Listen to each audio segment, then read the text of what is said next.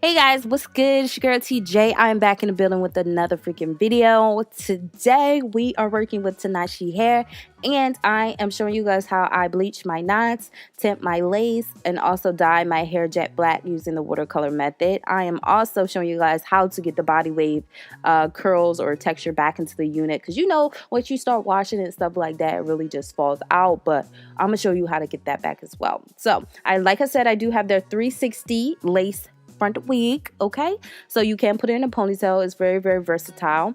I have her in the style body wave, like I said. I also have her in the inches of 24, and she is very, very full and has a lot of volume because she is in a 250% density. So the density is 250%. So this is a construction of it: 3 combs in the middle, a comb at the nape, and also a drawstring. And this is the transparent lace. I'm showing you what it looks like before I go in and alter it. So the first step is to go ahead and secure the lace. Now I'm doing a watercolor method to dye it jet black, and I didn't know whether the black was still stained anyway, so I wanted to create a barrier from having it stain my lace, because I don't want to part into it and it's black. No, that's not a good look. So I only did the front because like I don't really wear my units up in a ponytail, so I wasn't too big on securing the back. But if you guys are gonna be wearing it up in a ponytail, you will have to make sure you secure the back as well. So we're gonna go ahead and use our jet black dye from Kiss Colors Express. I think that's what it's called. I took some hot water from the faucet, and I took my basin and I poured this dye in, and we're gonna go ahead and stir this up until the dye is no longer visible. You want to make sure everything is mixed up. Also, during this process, do make sure that you are detangling your hair before you stick it into this mixture, because it will be just a mess. It would just save you a lot of time. So yeah, I'm dipping the hair into the unit, and I'm just making sure that the dye, well, not the dye, well, the water dye solution, whatever you want to call it, is distributing all over the hair. As you guys can see, I'm being very, very careful with the lace portion because I didn't know whether it was going to stain or not. It did not, of course, but I just wanted to be extra careful.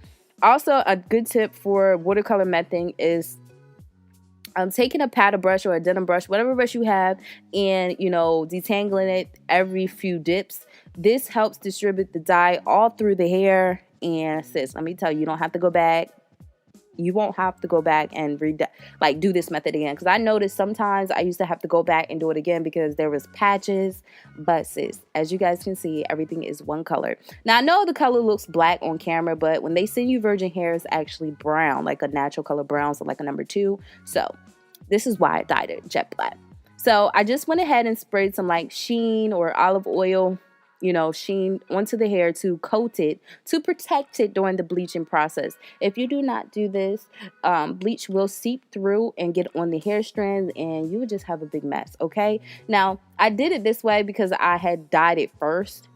It wouldn't matter if I did it vice versa, but since I dyed it first, I wanted to be sure it didn't get on my hair strands. So I'm taking my Wella Charm bleach and Wella Charm developer in 40, and I'm making my mixture. You want to make sure your mixture is very, very pasty. So I took like a half cup of the bleach, and then I just poured a little bit of the developer.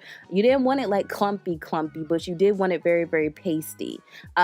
When you have it very, very pasty or liquidy, I'm sorry, not pasty. If you have it very, very liquidy, it's going to seep through the lace and just straight up bleach the knots and the hair strands. But we are particularly aiming for the knots on the unit. So when you have a paste, it'll sit right on top where the lace, where the knots are, and just bleach that. Now, I do leave her on just a little bit longer. I like to overprocess her slightly because I am tinting the lace. So I want that color up there to be like a blonde, orangey, brassy tone, so that the color, when I tint the lace, it will be, visible, if that makes sense. So I'm just going to go ahead and spread all the product out, and then I'm going to place a piece of aluminum foil over her and let her process. Now, I do keep checking on it.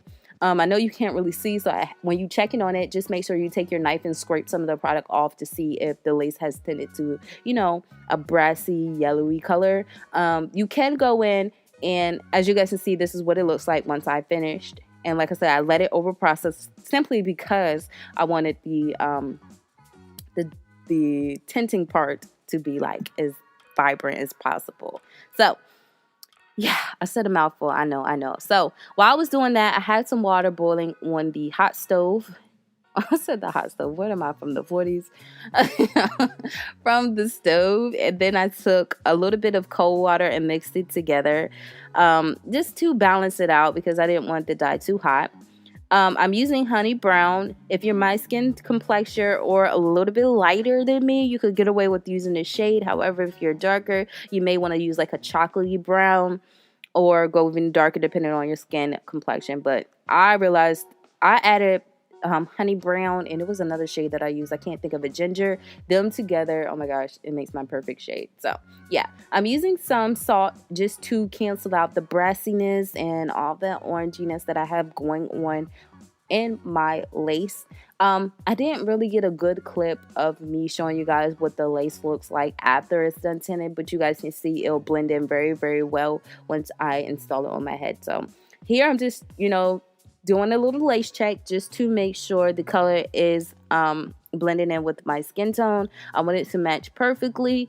And when it's wet, it's going to look darker anyway. So when it dries, it's lighter. But you want to make sure you keep some extra lace handy just so you can test the color.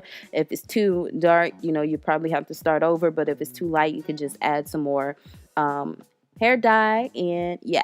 So like I said, you could use the what is it called? The purple shampoo to get rid of the brassiness and the cancel out the orange and all that color. But I did not. I wanted to see what it would look like. I think if I did that, it would have not came out the color that it needed to match my skin. But as you guys can see, there's no foundation on it. It's just, it's just the lace, and I'm so proud of myself, y'all.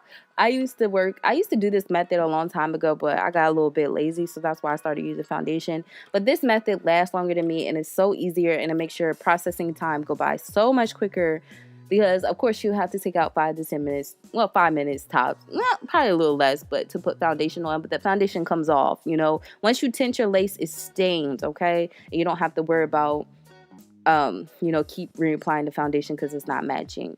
However, it is a semi-permanent dye, so later on, depending on how many times you're washing it, you may have to retint it a little bit later in the future. But as of right now, it's the plug, it's popping. So I didn't really have a set amount of time I left that in there. I think I left it in there for about 10 minutes before I rinsed it out. And yeah.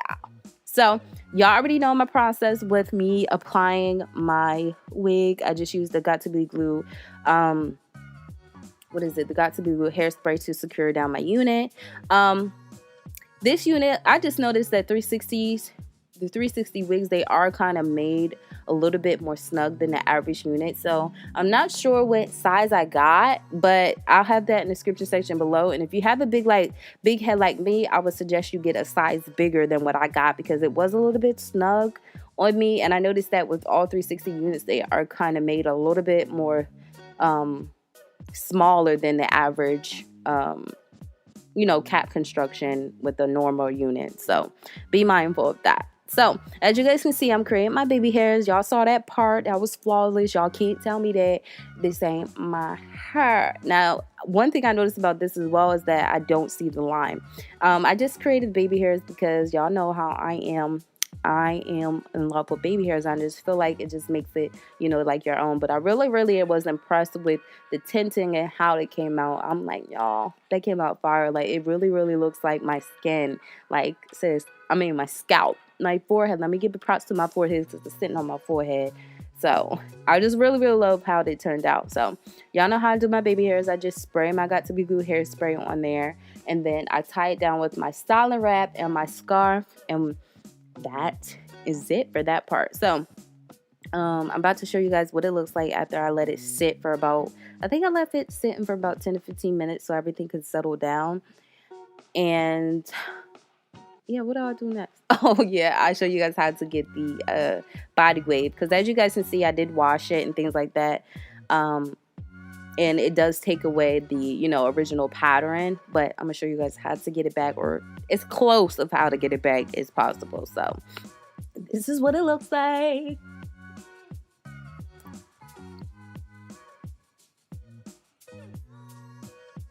Alright, so I did go ahead and create a middle part, and I'm just using some foam wrap lotion to lay that baby girl down.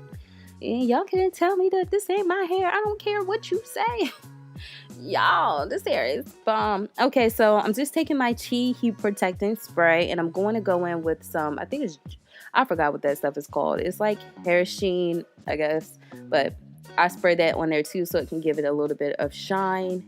And yeah, so we're going to go ahead and section off a hair. I think I do both sides first and then get into it.